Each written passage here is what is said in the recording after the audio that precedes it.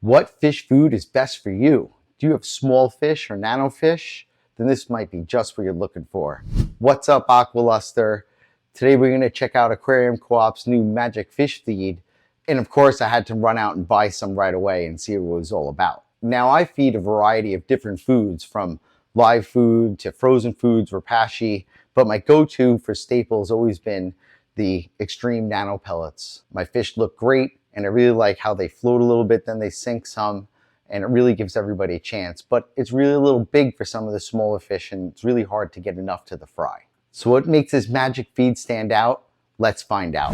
When I add the magic fish feed to the tank, you notice it mostly floats.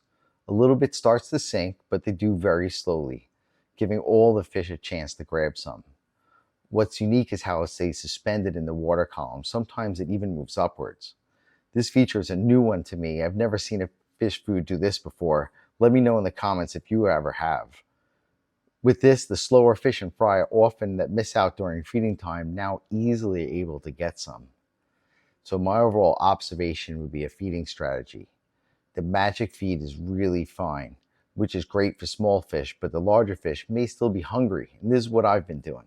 I start with a small amount of the Xtreme pellets. For the larger, faster fish, it drops rather fast.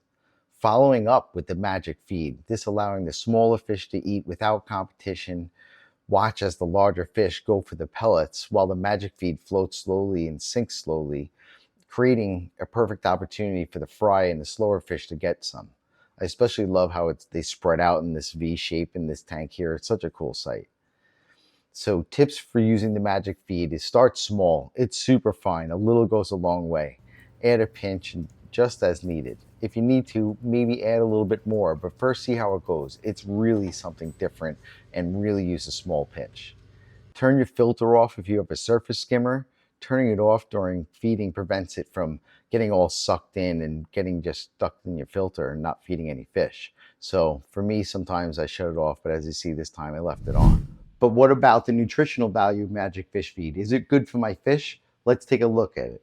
It has all the essential crude proteins and fats and fibers that are essential for good and healthy fish growth.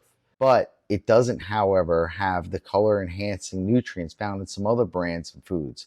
That's why I believe it's important to feed a variety of fish foods by offering different options to ensure they get a balanced diet that meets their nutritional needs. Only time will tell how this feed goes, but so far I'm really impressed with how it works and how it floats up in the water. And I think the combination of the two of them going forward is really the key. So my bigger, or should I say smaller, bigger fish get food, but this really makes sure that everybody's able to get some.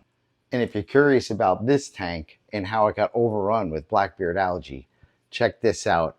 Man, I lost some plants in here, but hopefully I can help you not lose as many.